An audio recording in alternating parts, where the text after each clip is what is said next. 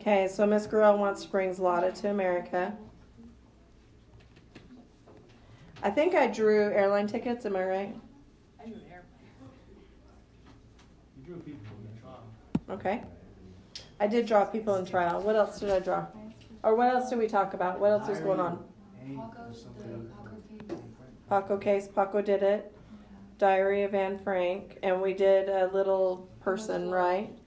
Cholos. Comes to life. The Cholos, the two Cholos. Okay. Do you just feel like you're caught up? Yeah. You know what's going on now? Okay, we are on page 70, 78. I would like to get to page 88. You think I can do it in 10 minutes? 12 minutes? If I read fast, right? Let's see how far I can get. Huh? I already got something when you're done. I read it. Okay, good. Good. I talked too much today, but that's okay. I needed to tell you guys and explain to you why I do stuff when I do. Okay. Are you ready? Sophomore year of spring, 1996. What are you doing? There's a bar underneath that you could plug into. Or come over on this side where you can get to it. Just push that back against the wall. Sophomore year, page 78, and yes, I heard my name. Yes, please don't let your students cut their nails or anything. I didn't know they did that. That's gross. I'm sorry. Okay, are we ready? Dear Zlata, they say America is the land of the free. We're on page 78. If you're talking, you're reading. They say America is the land of the free, home of the brave. So what's so free about a land where people get killed? My name is Tommy Jefferson from Wilson High School in Long Beach, California. I'm a 15-year-old teenage boy whose life seems to be similar to yours. In your diary, you said you watch out for snipers and gunshots. I watch out for gangsters and gunshots. Your friends died of gunshots. My friend Richard, who was 15, and my cousin Matthew, who was 19, also died of gunshots. The strange thing is, my country is not in war, or is it? My close friend Richard was shot in the heart by a carjacker who was trying to steal his mom's car. He died in his mom's arms. His final words were, "I love you." He died on December 8th, 1995, just a couple weeks before Christmas. When I saw her at Christmas, I didn't even know what to say. What could I say to a mother whose son just died? My cousin Matthew was shot 5 times in the head by a Mexican gang on February 8th, 1996. Matthew was simply walking home when a van full of gangsters pulled him into their car and drove him down to the railroad tracks, beat him up, and then shot him repeatedly in the head. I hurt. It's painful when I think about his death. 2 people who I cared about died a senseless death exactly 2 months apart. Neither of their deaths was recognized in the papers. Why? Doesn't anyone care? I care. Their families care, but now their mothers are scarred for life because they'll never hear or see their sons again. Sometimes I want to take a gun and get revenge, but what would that prove? Would it prove how much I cared about them? Would it prove that I stuck up for them? No. The only thing that it would prove is how dumb I am, and I am not dumb. The main reason I'm writing this letter to you, Zlata, is because I know you've been in this kind of situation. Your experience moved me and made this big football player cry. And I usually don't cry, so please tell me, Zlata, how should I handle a tragedy like this? Now that I've read your book, I am educated on what is happening in Bosnia. I would like the opportunity now to educate people on what is happening in my America. Because until this undeclared war has ended, I am not free. Your friend, Tommy Jefferson. Entry 4, Miss Gruelle, Dear Diary. After our toast for a change, my students experienced an epiphany. My once apathetic students seemed to transform themselves into scholars with a conscience. They were so motivated that it's awe-inspiring. When Tommy told me he was done with all of the books in our readathon for tolerance, I almost spit out my morning coffee. Tommy, you're done already? I asked. Yeah, well, I've been grounded for the last 2 weeks, so all I did was read. Read? Wait a minute. Is this the same Tommy who used to hate reading? Tommy was a disciplinary transfer like Sherrod. He had been transferred into my class mid-semester as a favorite of our vice principal. Apparently, his last English teacher was afraid of him. Actually, I was too at first, but then he asked for more books, and I couldn't help but give him a hug. Then I called his father. It was the first time I called a parent to report good news. Obviously, it was the first time Tommy's father had ever received good news. So he began to be called because began his conversation with, okay, what did Tommy do this time? He was pretty surprised to hear that Tommy was my star pupil. And Tommy's not alone. Grounded or not, they've all become voracious readers. They even carry around the plastic Barnes & Noble bag to show off their new books. They call it flossing. I call it a miracle. Their excitement has motivated me even more. I wanted to put a face on the genocide in Bosnia. Without really thinking about logistics, I foolishly suggested that we write letters to Zlata and invite her to our class. It was a ploy to get them to write letters, but I didn't think they'd take me so seriously. I underestimated the power of suggestion. Some of them truly believed that if they wrote to her, she would come, as if it were a self-fulfilling prophecy. Their letters were so compelling that I took them to the school's computer lab to type. Then I had them bound into a book at Kinko's. I put Tommy's letter near the top because he drew parallels between the war in Bosnia and a senseless gang violence. His letters began, they say America is the land of the free and home of the brave, but what's so free about a land where people get killed? Despite being on the other side of the world, he pointed out the similarities between their lives. In Sarajevo, innocent kids get shot by snipers. In Long Beach, they get shot in drive-bys. Zlata's friend Nina was killed by shrapnel. Tommy's best friend was murdered. He ended his letter by stating, now that I've read your book, I'm educated on what is happening in Bosnia, and I would like the opportunity now to educate people on what is happening in my America, because until this undeclared war has ended, I am not free. War in America, it is sad to think that kids like Tommy feel like they live in the middle of a war zone. War is not something I think of as a domestic problem. I read about wars in newspapers and watched reports on the evening news. I naively assumed that war occurred in far-off places with hard-to-pronounce names, not in Long Beach. Whether it's declared or not, there is a war being fought on the street corners and alleyways of Long Beach.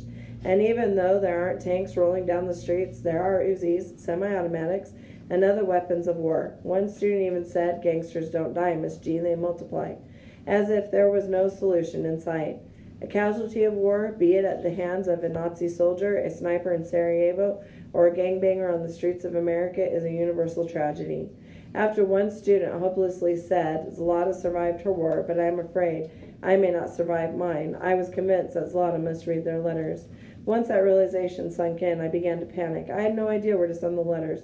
In fact, I had no idea where Zlata lived, if she spoke English, or how much of it would cost to bring her here. There was so much I didn't know.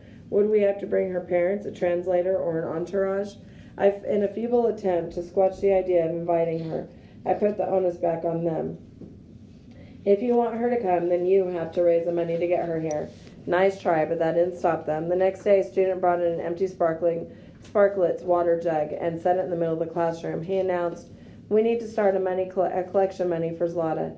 And then he dropped in a few coins. He was so serious that I didn't have the heart to tell him that we probably needed to fill a couple of those jugs just to pay for one airline ticket.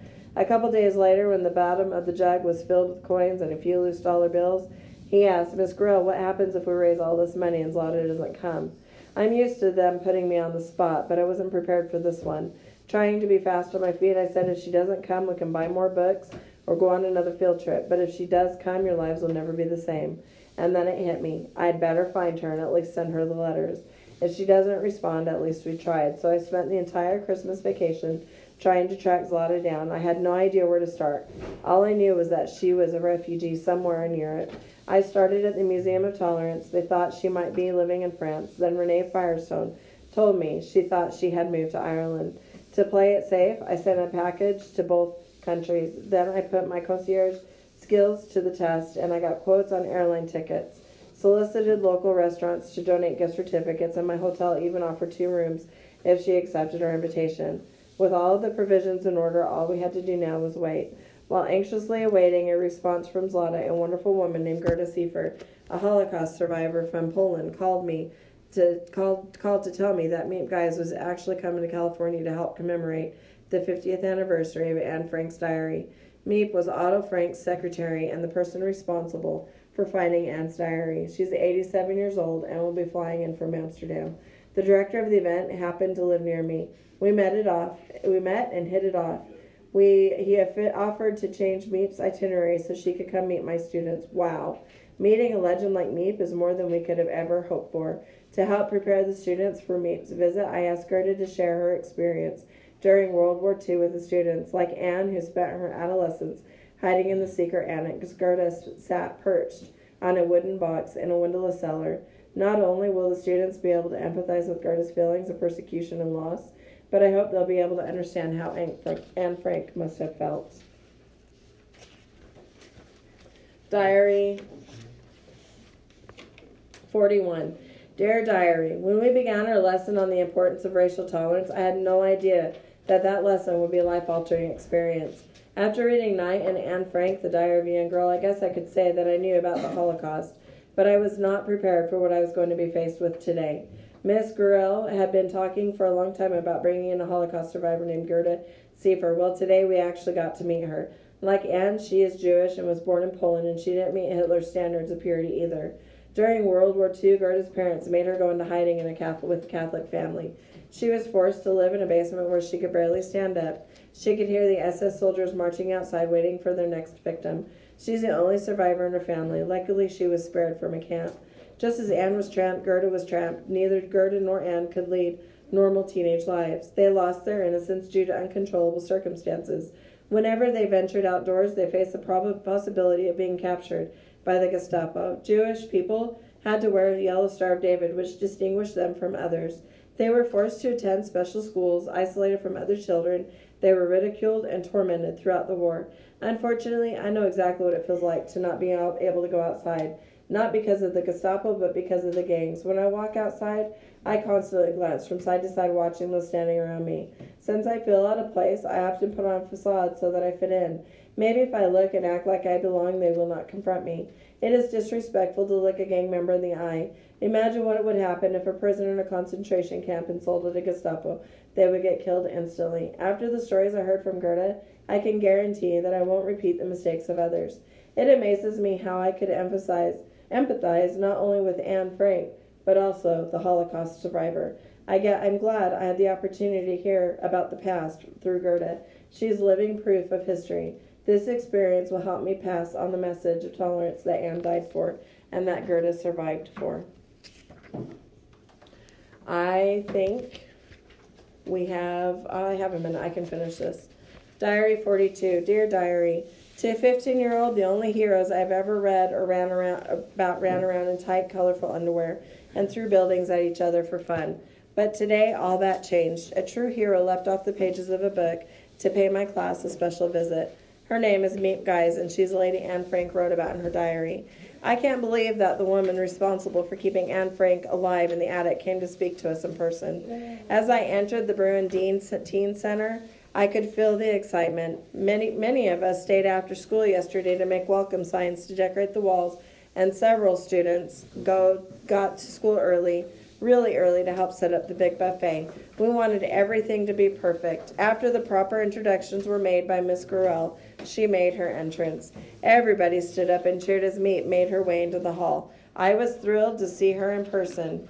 After seeing her portrayed in movies, and reading about her in the book, gentlemen, no colorful underwear needed. She was a true hero. After she settled in, Meep began to talk about how she was delighted to meet us.